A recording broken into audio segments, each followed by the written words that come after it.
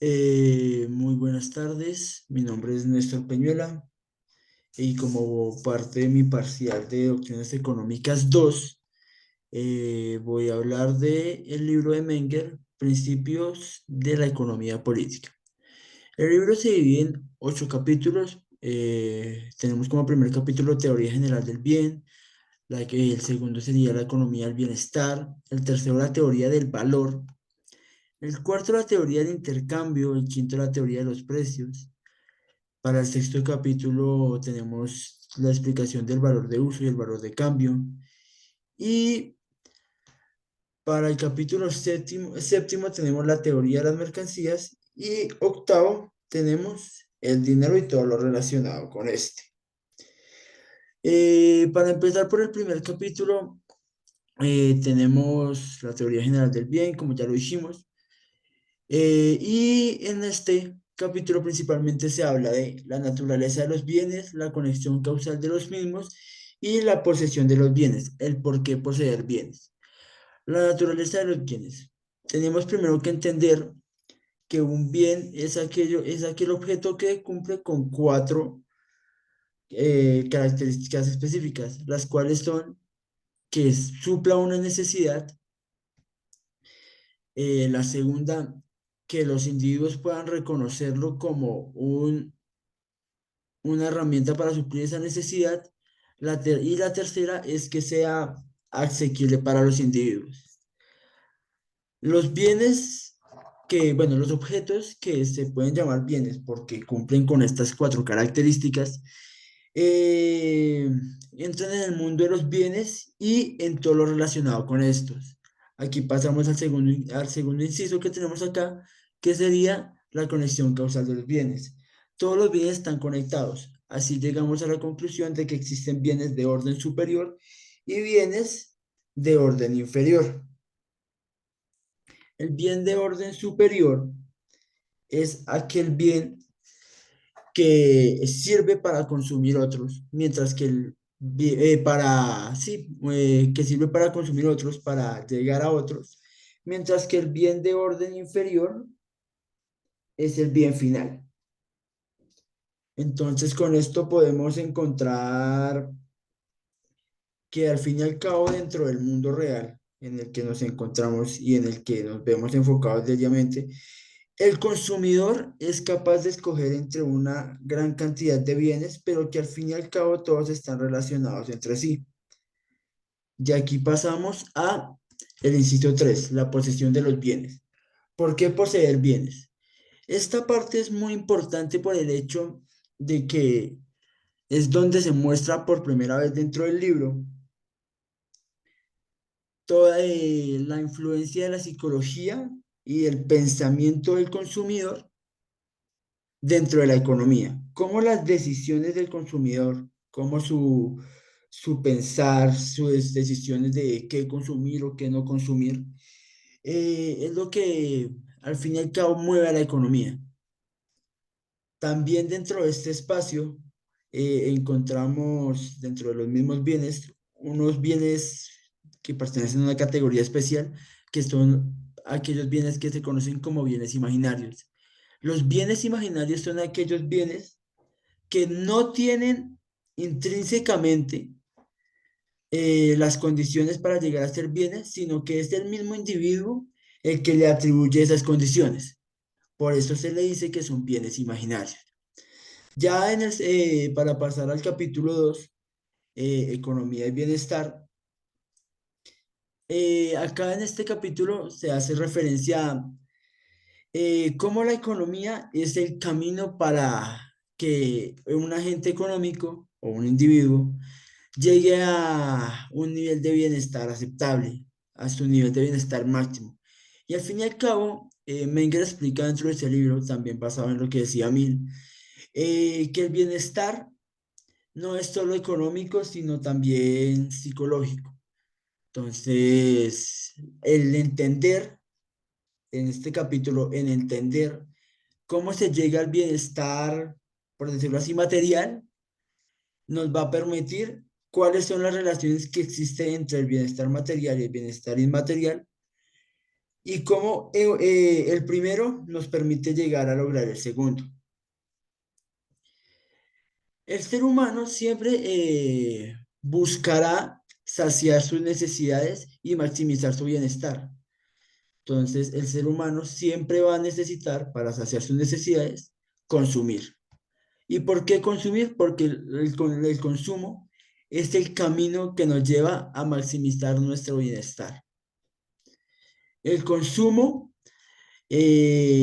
también le ayuda a los individuos, bueno, nos ayuda a entender la riqueza. Y al fin y al cabo, la riqueza no es otra cosa que el incremento del bienestar.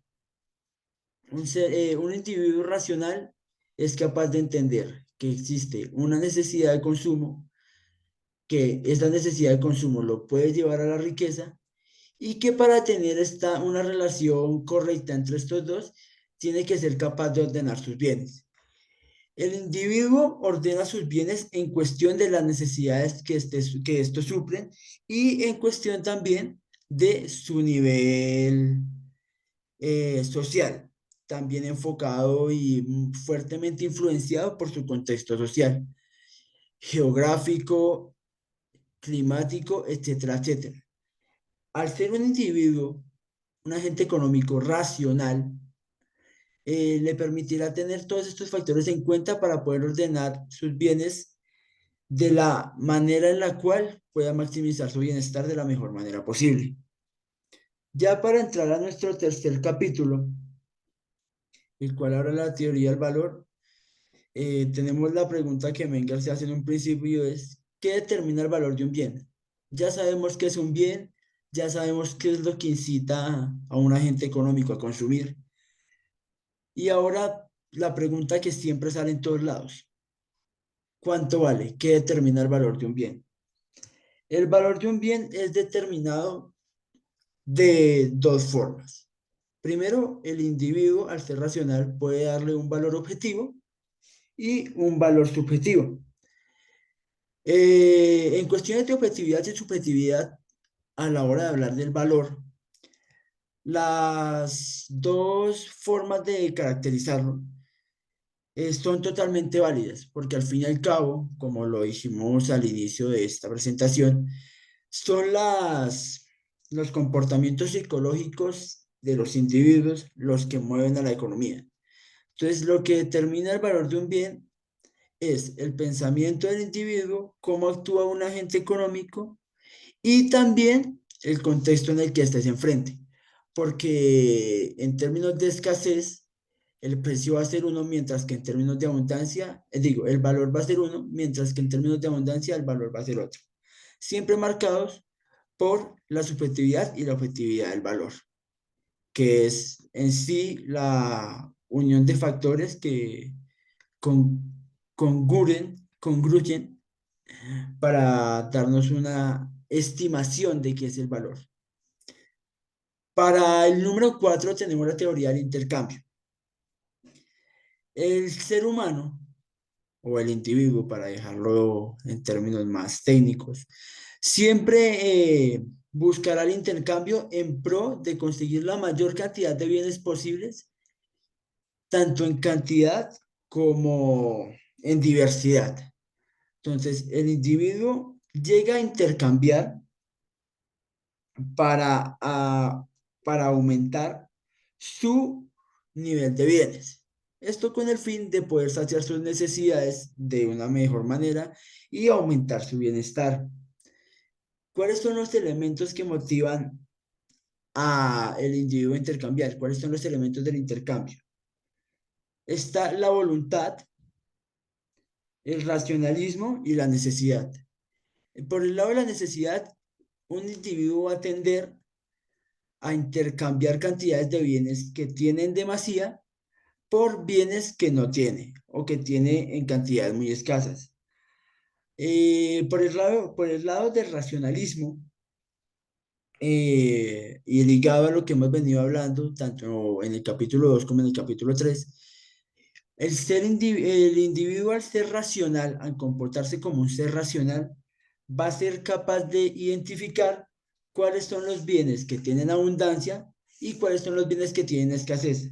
Asimismo, entre estos generar una relación de intercambio para lograr poder saciar sus necesidades. Por el término de la voluntad y volviendo a lo mismo, con la máxima de siempre buscar la maximización de su bienestar y la saciedad de todas sus necesidades, el individuo siempre va a estar dispuesto a intercambiar, solo si esto le beneficia y le sirve para, como lo dijimos anteriormente, maximizar su bienestar. Para el capítulo 5 tenemos la teoría de los precios.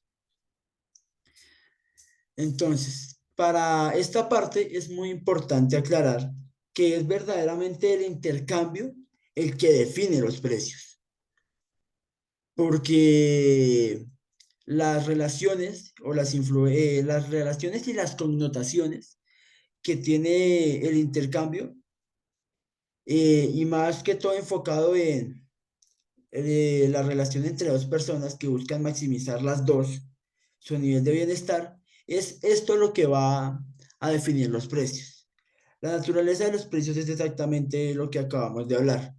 No existe, los precios no son algo nato, sino que son un accidente, una consecuencia del intercambio, de la relación entre un agente A y un agente B. ¿Cómo se comportan los precios según los mercados? Dentro del libro podemos ver la explicación que nos da Menger de cómo se comportan los precios en una economía aislada. Al fin y al cabo, dentro de una economía aislada donde participa un agente A y un agente B, los precios se van a ver determinados por el mutuo acuerdo al que estos lleguen en pro de que ninguno pierda y que ninguno gane más que el otro. Ya cuando venimos a hablar de un mercado de monopolio, donde hay un solo bien indivisible y varios compradores, el precio se determinará según la capacidad de compra de los individuos que estén más interesados en adquirir. Esto haciendo que los individuos que estén menos interesados a ello queden por fuera de la transacción y por fuera del mercado automáticamente. Para el tercer caso, que es un monopolio donde hay más bienes, donde hay más cantidades del bien y una igual cantidad de consumidores, se va a comportar de la misma manera que el ejemplo anterior. Sin embargo, el comportamiento en este caso no va a ser de un aislamiento tan tajante como en el caso anterior, ya que dentro de este caso los precios se van a ver, perdón, los precios se van a ver regidos por la cantidad máxima que esté dispuesto a ofrecer el consumidor que quiera con mayor anhelo adquirir el bien y el consumidor que por otro lado quiera adquirir el bien, pero no con tanto anhelo como el primero. Y la influencia del intercambio sobre los precios. Como lo dijimos anteriormente, la influencia del intercambio sobre los precios es es lo que rige a los mismos. Y más que la influencia del intercambio es la relación entre los agentes económicos partícipes del intercambio lo que rige a los precios. Por otro lado, tenemos el capítulo 5, digo, el capítulo 6, el cual nos habla del valor de uso y el valor del cambio de un bien. El valor de uso de un bien tiene perspectiva diferente dependiendo de la necesidad del individuo. Entonces, como podemos ver, el individuo, el valor de uso va a depender necesariamente de las necesidades que tenga el individuo y de cómo éste las clasifique, si son altas, medianas o bajas, importantes o no tan importantes. Mientras que el valor de cambio es cuántas cantidades de un bien yo doy por otro.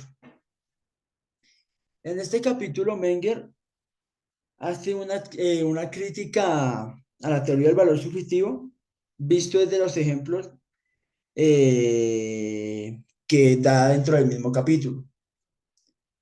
Entonces, aunque dentro de la teoría del valor en el capítulo 3 menciona la importancia de la subjetividad dentro de la teoría del valor, dice que a la hora de hablar del valor de uso y valor de cambio en específico, hay cosas que la teoría subjetiva del valor no logra encerrar al completo, por lo que se quedaría corta a la hora de explicar el valor de uso y el valor de cambio. Ya para nuestro capítulo número 7 para la teoría de las mercancías, eh, tenemos cuál es la naturaleza del cambio de mercancías. Para esto debemos entender que una mercancía es aquel bien económico que se transa dentro del mercado. De ahí viene su nombre, mercancía. La naturaleza del cambio de mercancías viene ligado a todo lo que hemos hablado anteriormente. Y es que el individuo siempre va a tender a buscar la maximización de su bienestar y su placer y la saciedad completa o prácticamente completa de sus necesidades, por lo que va a recurrir a herramientas como el intercambio para lograr sus objetivos y sus máximas esenciales, que es maximizar su bienestar. Entonces, los individuos los agentes los agentes económicos siempre, por lo mismo que vimos en la teoría del intercambio, van a tener la voluntad suficiente para desprenderse de una cantidad de bienes que tienen en abundancia en pro de conseguir otra cantidad de bienes que tienen escasez o que necesitan para suplir sus necesidades. Eso sería por ese lado lo que nos cuenta el capítulo 7. Ya por último, en el capítulo 8, Menger nos habla de el dinero.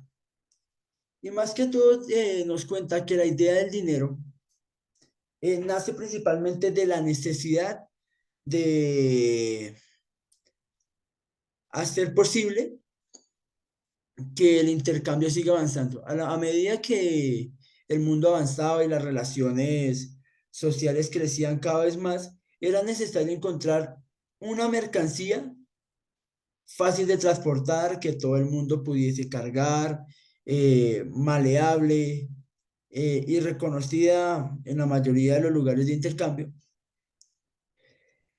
con el fin de hacer que los intercambios, por lo mismo del avance que ya habían tenido, de la mano del avance de la sociedad misma, fuesen más fáciles y más efectivos. Más fáciles, más efectivos y, lo más importante, mucho más eficientes.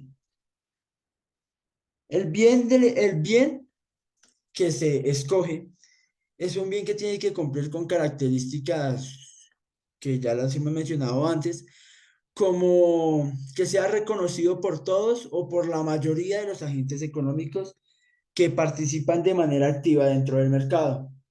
La evolución de los intercambios generó la necesidad, como lo veníamos hablando, de que los intercambios sean cada vez más fáciles. ¿Y qué otro método que encontrar una mercancía que sea capaz de evaluar todas las mercancías que existen dentro del mercado? Aquí entramos al tema del acuñamiento. Al fin y al cabo, el acuñamiento es lo que hace oficial a la moneda, lo que hace que una moneda sea válida, ¿sí? Ese sello que se piensa que no tiene ninguna validez, no, sino ningún significado, que simplemente es por adorno, tiene un trasfondo mucho más profundo y viene de estos tiempos. Y es que el acuñamiento lo que permitía era que las monedas acuñadas fueran aquellas transadas dentro del mercado, ya que eran las únicas reconocidas por todos los participantes de los mercados o la mayoría de los mismos, y por esto generaban seguridad a la hora de hacer una transacción entre un individuo A y un individuo B. Y con esto cerraríamos la presentación con un comentario final de que dentro de este libro se muestra cómo el comportamiento del consumidor es el que al fin y al cabo, como lo hemos venido hablando durante toda la presentación, de una manera u otra define la economía. Es lo que es el motor principal de la economía, las decisiones del consumidor y cómo éste ejecuta en pro de lograr sus máximas, es lo que mueve a la economía. Por eso es que dentro de este libro, Principios de Economía Política de Menger, la palabra agente económico toma demasiado sentido, ya que si un individuo es un agente económico porque su actuar es el que rige el comportamiento de la economía. Y eso sería todo. Muchas gracias.